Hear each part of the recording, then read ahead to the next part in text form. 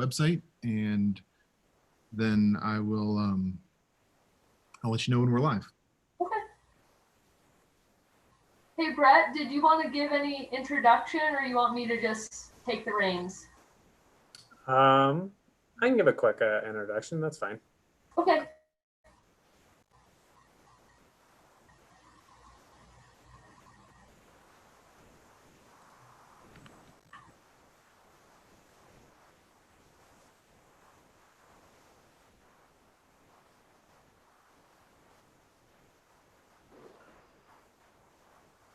And Brian, you just want to let me know when we're starting and all. I will.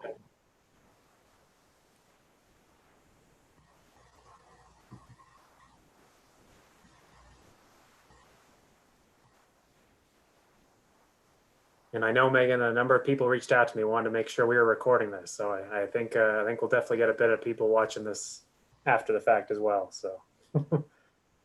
Okay, great. Yeah, I hope we are. Brian's kind of the man of the plan on that front. Yes, we are recording. Great. Lives forever.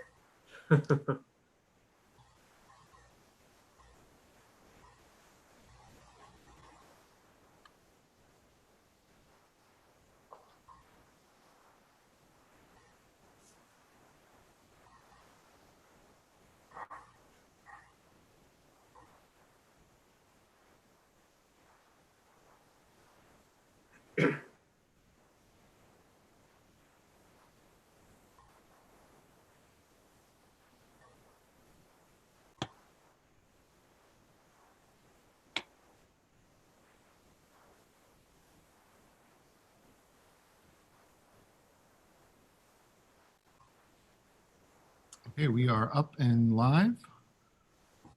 Okay. Want to welcome everybody who's joined our meeting today and those who will be watching it later. This is our 201 presentation, our second presentation on metropolitan districts.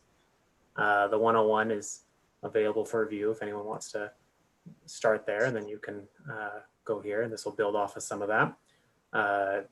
And again, the hope from these presentations is to help residents know how to best interact with their metro districts, how to best assess what costs there are, what benefits there are, and just help improve the general public understanding so that we can all be on the same page here. So with that, I'll turn it over to Megan Murphy, who will be doing our presentation today.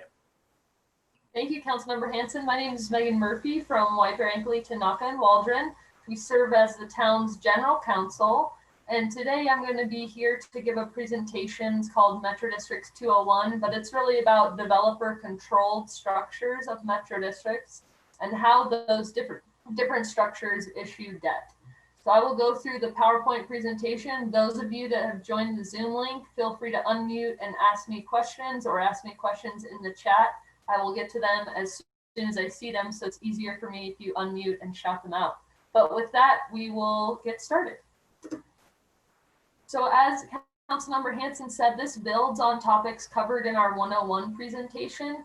Please view that presentation first before you come over here. A lot of things I'll just brush over quickly because we spent some time in the 101 talking about it. So this 201 is going to talk about developer controlled boards and other types of metro district structures, and help you understand how those different structures can issue debt and what that means for you if you live in one of these different structures, how you can interact with that metro district board. So as an overview, we're going to talk generally about who can be on the board of directors, how that happens. Then we're going to talk about the different ways you can structure a metro district. Then we're going to bring those two concepts together and show you how different structures limit board membership, and that in turn limits your ability to control the issuance of debt. So those two things will come together. And then we're going to have a dialogue about where metro districts are going and what the industry is doing to self-regulate that you might not be aware of if you just live in one of these beautiful communities in Timnath, or maybe if you're turning in from somewhere else. This presentation is just about these two topics. It's not about operations and maintenance. It's not about the details of debt. So we won't be talking about different types of bonds, different promissory notes, different ways to get money. That will be a 301 presentation that we'll schedule at a later date. So the board of directors, we cover this in a lot of detail in the 101. They are the governing body of every metro district. They can be 5 or 7 members. They're elected or appointed for specific terms. So who can be on the board and how that impacts the structure of your metro district is what we're going to talk about here. So every eligible elector can be on the metro district board or vote in the election. An eligible elector means a person. We've got 3 different categories here: residents, property owners, spouse or civil union partners with property owners. These are all 3 categories of eligible electors. How would you have an eligible elector right when you first start? You've got a piece of dirt out in the field, there's no homes, there is nowhere to live, there is no trailer. So we're not going to have any residents. And it's very unlikely that our property owners are going to be individual people, persons eligible to vote. Most likely the land will be owned in an LLC, an Inc., a corp, something like that.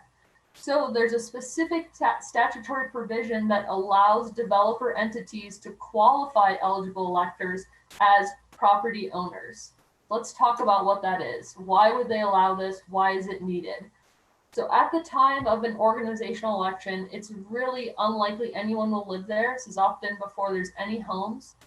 There's not going to be a property owner, and the developer entity and its lender want to know who's going to be on the board, because who's on the board is going to vote on the debt, vote on the mill levy, and make all the decisions. So if you're putting up millions of dollars to build 500 homes in Timnath, you want some assurances that you're going to be able to get public financing for those improvements. But the limitation on the ability to qualify developer representatives was enacted in 2006 because the legislature wanted to prohibit developers from qualifying unlimited people. So it's really only a provision to qualify what you need, and that's Senate Bill 95, what we in the industry call 808, the general limitation on qualifying eligible electors. So you can only qualify someone under a contract to purchase if you have a vacancy on the board, you have an open seat. If you're doing an organizational election, like we talked about, there's a real need at the time of organizing to figure out some way to get qualified electors before there's any property owners or residents. You've got less than 11 electors as the date of the organizational election. And then this unique election deadline where not enough people have run for the board during the self-nomination deadline. So under these limited circumstances, the developer can qualify representatives to be appointed or elected to the board. It's not like it can happen every day. It can't happen if a resident submits a letter of intent and says, I want to be on the board. You can't qualify a developer rep in that scenario. And remember that it's not a vote per lot. So it's not as if your developer owns 500 lots, they're getting 500 votes. It's one eligible elector, one vote.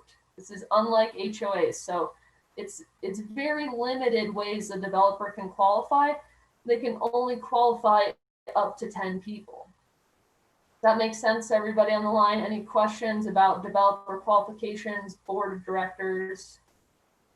Okay, so that is how we get people on the board, and that's how developers get people on the board, especially as the project is starting. So let's talk about different structures of metro districts, then we'll come back and blend these 2 topics together. So here we've got several different examples of structures. I'm going to show you a map of each and talk a little bit about each and why you might organize your district that way. And then we'll talk about how that interacts with the issuance of debt. So a single metro district structure is the most simple structure, and it's been in wide use since at least before I was born in the 80s, maybe before Phil even, not sure. So in Timnath, there are no single metro districts, so I've taken a map from a different jurisdiction to show you as an example. In this project, everything is in one district. So all the lots, all the landscaping, all the clubhouse pool, everything's in one district. So as soon as the first resident moves in or the first home buyer buys a lot, they will become an eligible elector of the only district there is. So there is no control period like we talked about in the 101. There's no lag in your ability to vote or be on the board. As soon as you move in or as soon as you buy that property, you'd be eligible to run for this structure. The next structure we're going to talk about is maybe the most controversial controversial, known as control district structure. Notice the boundaries of the two different districts and keep that in mind as we transition to multiple metro district structures. I think you'll be able to see some of the differences and probably connect the dots before I get there. In this control district structure, please look at the green parcel in the middle of your screen. This is Metro District 1. It's only 0.465 acres. That's very likely the control district. And the reason I say that is because it's very small. There are no individual lots in there. So it's unlikely that there will be eligible electors who are residents or individual property owners. So how are we going to qualify anyone for District 1? You guessed it, folks. We're going to use that contract to qualification through the development entity. These other districts are going to have eligible electors who are residents and traditional property owners. See how much bigger they are, and it includes lots. I think we've got another example of a control district structure in Timnath. In this district, Metro District number 3, split. Here's a very small parcel, and here's the director's parcel that's qualifying directors for these individual districts. Again, notice the size differential between these districts and what we'll take a look at in the multiple metro district structure. So resident controlled multiple metro districts, this is where we're going. We used to do, when I say we, I mean the industry, metro districts in general, used to do developer controlled or control district structures. Now we are moving towards multiple metro district structures, and we'll talk about the reasons why with the tax consequences later in the presentation. But for now, just take a look at the maps. Here is an example of a multiple metro district in Timnath. Notice that this green district, district number 3, includes lots, tracks, landscaping is very large. So is district number 1. It is not the small green band that we saw in that last example or that Metro District 3 size that we saw in the one before. It's very large. At this time, I don't think it's platted, so there are no lots in there, but it is not so small that only one person could be qualified or a group of people could be qualified on it after plat. Here's another example of a multiple metro district structure. This is a little bit next level, and we call these overlay districts. So this is a newer structure that separates debt from operations and maintenance. In this example, the first map you'll see will show 3 districts that can issue debt. The second map will show the same property with 2 districts overlaid, and those districts can only perform O&M. The reason for this structure is the phasing of the development goes with the issuance of debt. So 1, 2, 3 will come online and issue debt. Operations and maintenance, 4 and 5, are separated by product type. Those in the single family houses want different operations and maintenance of their pool and clubhouse than those in the active adult product. So here's the map of a multiple metro district, 1, 2, and 3. See the different colors here. All include lots where people can live and purchase homes. All include landscaping tracts. All are tied to how this project's going to phase out.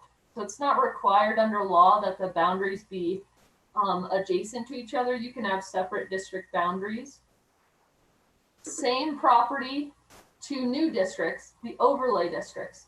So these districts perform operations and maintenance services only, and they all include both property in 1, 2, and 3. So we'll go back to this map so you can see we've got continuity between these 2 different structures. We're seeing this especially on larger projects that have a need to separate operations and maintenance needs from the issuance of debt and phasing needs.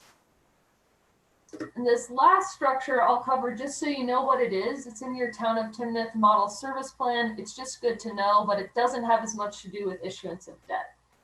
And that's what's called an inclusion area. Sometimes the developer doesn't know what the final boundaries of each phase or final boundaries of each plat are going to be. So they will ask the town to approve a service plan that includes an inclusion area. This is an area of property the developer has identified as likely to be developed by them, likely to be part of their project, but they don't know the exact boundaries of where the phasing will be to say this is District 3, this is District 4, this is District 5. The inclusion area allows for flexibility at the time the service plan is approved. And then later the developer can come back and say, here's the final boundaries. Now that my plot's approved, I know what I'm doing. So here's an example of an inclusion area. The little white boxes are the district boundaries to start, and the gray is the inclusion area. So this project approved 20 metro districts, and at the time this was approved, they were not sure exactly where those 20 districts were going to go. So they'll be coming back to the city that this was approved in and letting them know, okay, here's our final boundaries for District 4, 5, on and up the chain.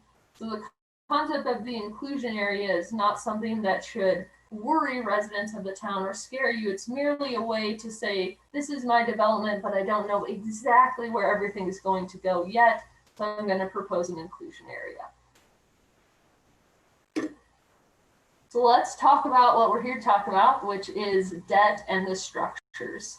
So for single metro district projects, the structure allows the developer to issue debt relatively early in the development of the project.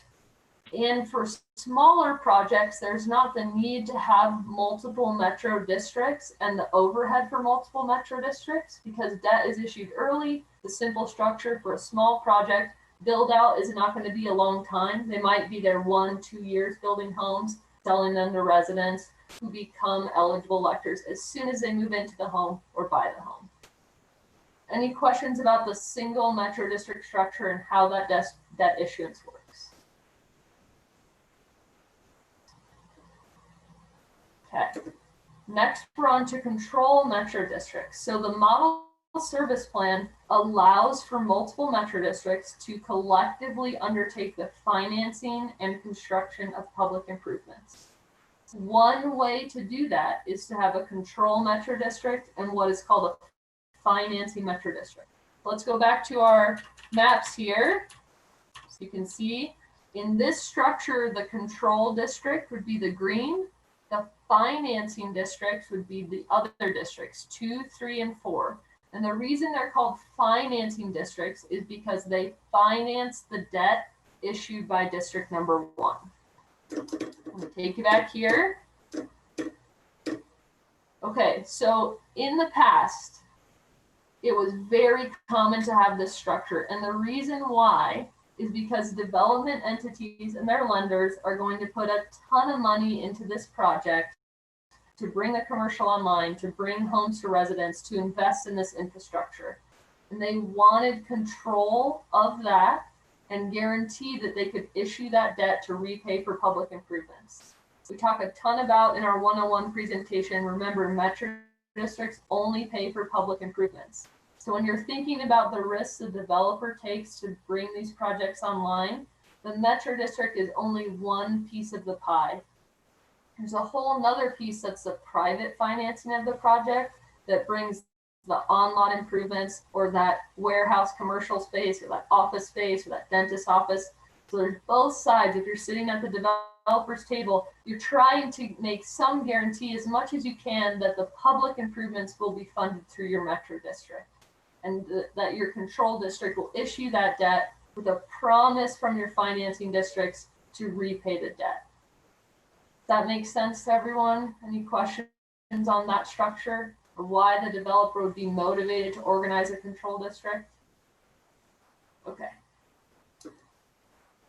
Generally, like we talked about, the pledge of property tax from the financing districts helps the developer set up long-term financing, especially for a larger project where build out might be 5, 10, 15 years.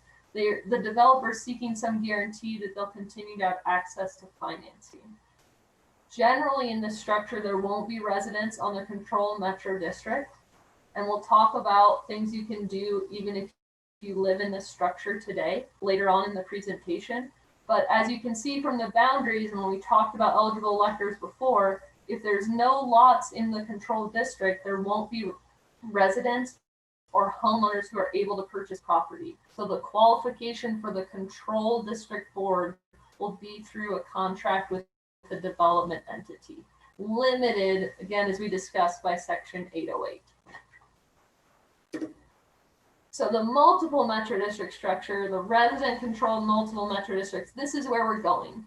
Again, as a reminder, your model service plan allows metro districts to collectively undertake the financing and construction of improvements. One way to do that is to organize many multiple districts that are about the same size tied to your phasing. Looks a lot like that overlay structure we looked at. Saratoga Falls are about the same size on the map.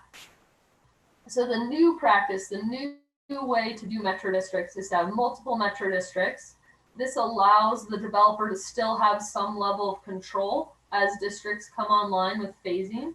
So there might not be homeowners in District 3 when the project first starts, because they might just be developing lots in District 1. But eventually there will be homeowners in every district. So unlike the control district structure, there's lots in every single residential multiple metro districts. Excuse me. This still gives a developer some level of promise or commitment that they can fund the project and control the phasing as their project goes through. It also has the benefits of some economies of scale by consolidating issuance of debt in one district with pledges from the other districts. You can save some money doing it that way and maybe able to get a better deal on your bonds. Generally, they will do the same type of pledge agreement that control districts do, but the difference is that in the control financing structure, residents will never have a say about that agreement and will unlikely have a chance to be on the control district board. This pledge agreement is something we're going to talk about in more detail in the 301. We talk about different types of debts, so try not to think too much about the details of it, except to say that it's a promise from two districts. But in this case, unlike when we talked about before, residents will be on both boards eventually. So that's the big difference between the control and the multiple metro district model. So the questions, or where I hope this presentation is leading you to think, is what's different between control and multiple metro districts? Why has the industry shifted? And what can you do if you live in a traditional control district structure? So what differentiates them is the level of control that the developer has and the level of resident involvement that's possible. And these two things kind of counterbalance each other. So in the single district structure, as soon as the first resident moves in, they're eligible to become on the board and vote. They're an eligible elector. There's less developer control. In the multiple metro district structure, at the beginning of the project, the developer has a chance for control before people move in. As people move in, each district starts turning over to resident control as more residents move in and become interested and want to be on the board. So there's some level of developer control, but it's not absolute. In the control district structure, the developer really does control that control district, for lack of a better term, and it's very unlikely that residents will be able to be on that board unless the developer decides to let them be on that board. So why are we shifting? Why are we changing? Why don't you see a lot of new control districts proposed? The short and sweet answer of that is that we need to maintain the tax exempt status of bonds. So under IRS rules, a political subdivision can issue bonds that are tax exempt. This results in a lower interest rate. Like we talked about in the 101 presentation, you want a lower interest rate because that's a benefit of the metro district, funding public improvements at a lower interest rate. In 2013, the IRS issued a TAM, a technical advice memorandum, that found a district that's similar to Colorado metropolitan districts, but not the same, was not a political subdivision because there was never going to be any residents on that board, which should sound a lot like what Colorado has with control district structures.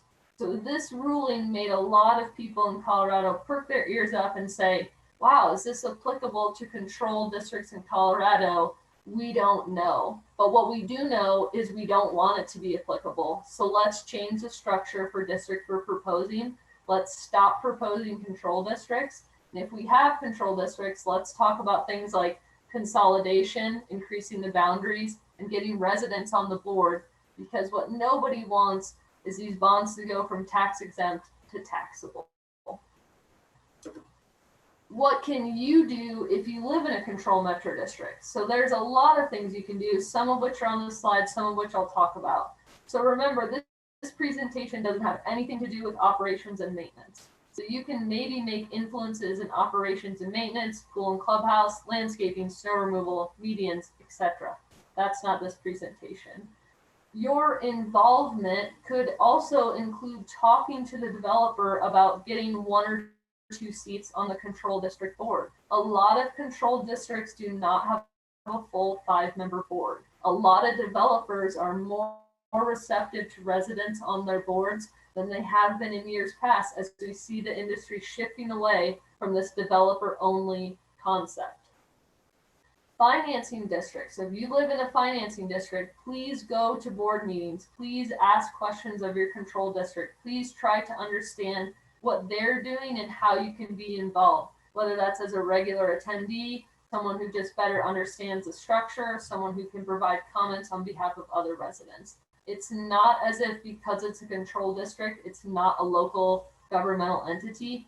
It still is a local governmental entity. So controlled districts are still publicly accountable like all metro districts. There is no special exception. All the ways we showed you to find documents in the 101 presentation, all of those ways apply to the controlled district structure. Does that make sense? Are there any questions about residents in controlled districts and options for them? Can it change from one type to the other after it's already started?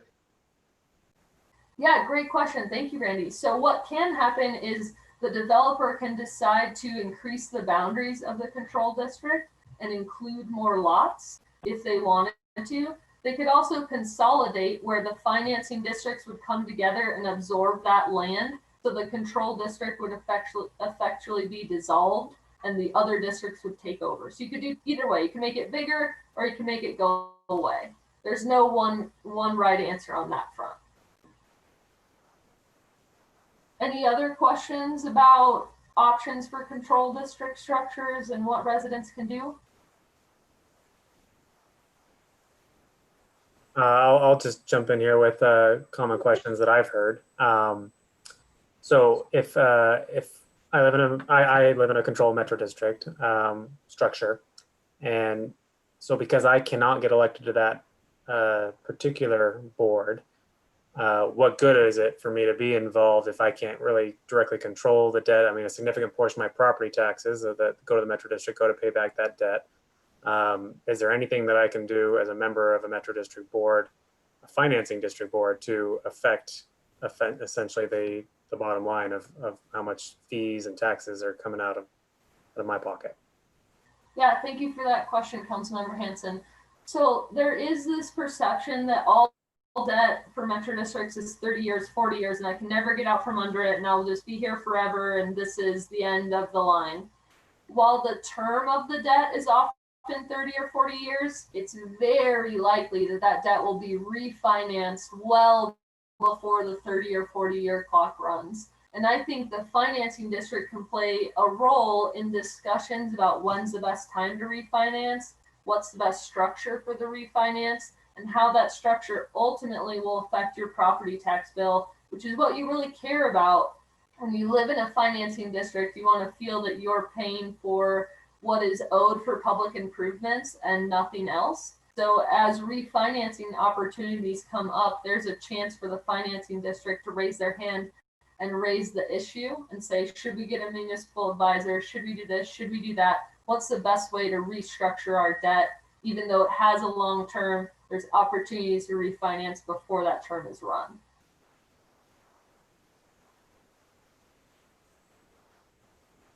I'll jump in one more question here. Yeah. What protections do we have from runaway debt, from debt that's just piled on and piled on and piled on? What protections do we have in the town on that? Yeah, thanks for the question again. So the protections that you have for the town, depending on your service plan, so not all service plans have all 3 features, but the first feature you have is a maximum debt limit. So this will be the total amount that can be borrowed for public improvements. Let's just say that number is 10 million so we can keep it in our heads. The next number you're going to have, or next protection, is your maximum mill levy. So sometimes this is split into a debt mill levy and an operation mill levy. Sometimes it's one number. So that maximum mill levy means the district cannot impose a mill levy that is higher than that.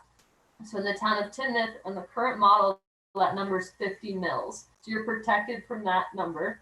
And most metro districts going forward have what's called a maximum debt mill levy imposition term. That means the debt can only be structured for 30 or 40 years. There's some maximum term on that debt. So it's not as if the developer can borrow 100 million for 80 years and charge you 200 mils. All three of those things, almost a full box, are there to protect homeowners from runaway debt or having to pay property taxes that are simply too high to be supported by the market or their families. Frankly, 200 mils would be insane. So all three of those things work together to protect residents from any structure they live in. You'll have those protections. So the structure, while you might not be able to run on the control district board, you still have some protection from the developer just running away with their control.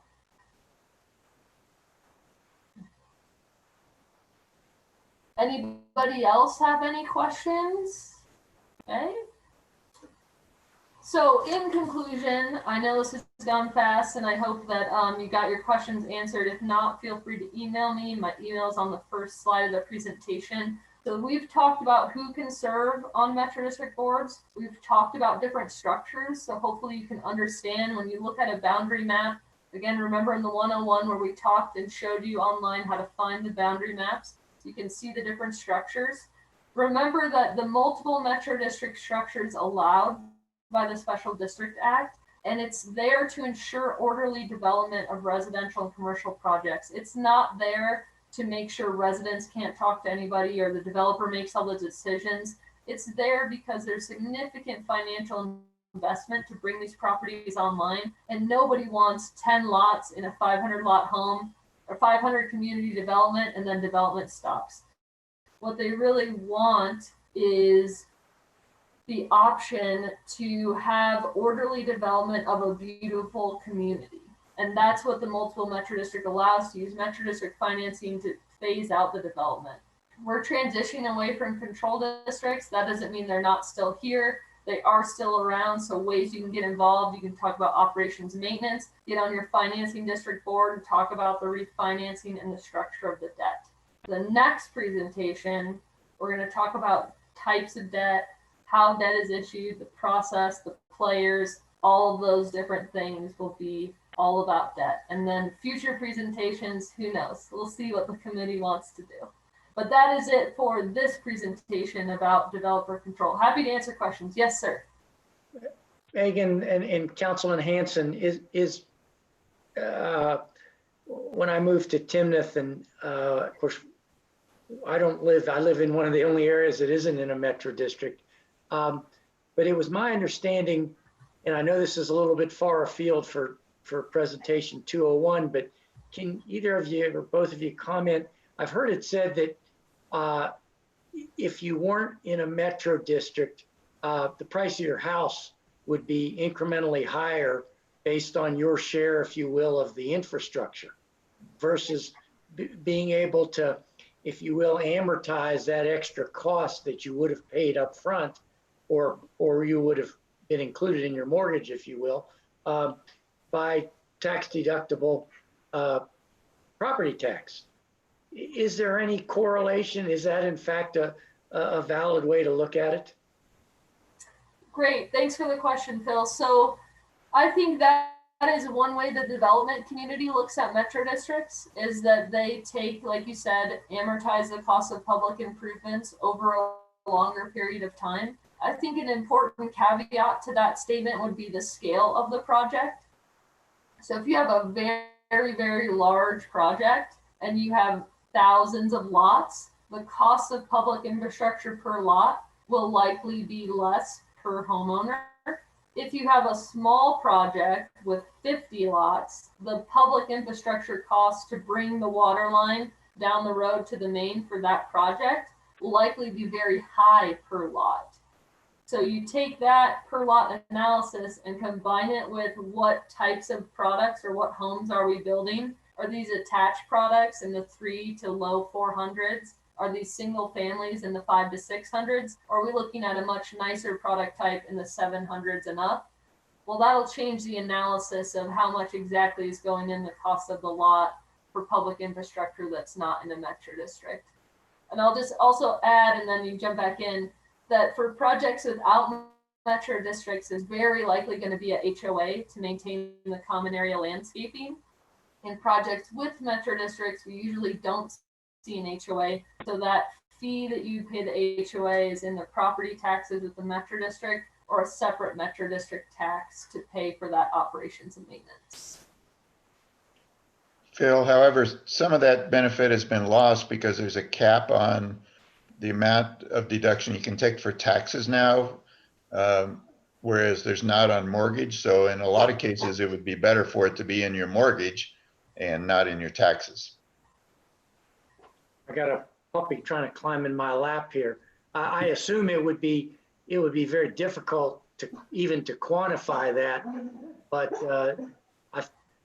some people seem to find it helpful to look at it that way. Yeah, I think that's right, Phil. I think for some home buyers, especially in the more entry level 3 to 400s, I think it's helpful to look at it that way. Thank you. I have a question. If a development has multiple districts, when the development is fully complete, would it be advantageous to combine all those districts into one? Yeah, great question. So let's take a look at this project we looked at earlier. So in this project, once all the debt from the 3 has been issued, they're going to have the option to refinance the debt into 4 and 5 and get rid of 1, 2, and 3. So they can consolidate into their overlay district. You'd also have the option to just take one of these underlying districts and have them take over the whole project. There's many different ways you can cut the consolidation when you have multiple metro districts. And that's one of the great benefits of the multiple metro district model. You don't see a ton of projects just propose one metro district because it simply doesn't provide the flexibility to refinance with more property or change the boundaries as the development requires. Any other questions? Well, thanks for spending time with me, folks. I'm not sure what happens now on live Zoom. Brian will tell us what's the future of live Zoom, but maybe some closing remarks from Councilmember Hanson. And I hope you can all attend our 301 presentation to talk about debt. Thanks, Megan. Appreciate your time. Appreciate Phil and Randy for attending today, and anyone that watches this. And yeah, the hope here again is just that you are able to understand exactly how your metro district is structured, since it is a significant percentage of your property taxes. And you can understand what the cost is, what the benefit is, and hopefully just know how best to navigate that relationship. So I think that's it for today. So thank you, everyone. Thank you. Thank you. Bye. Be well. good evening. Everybody. Bye now.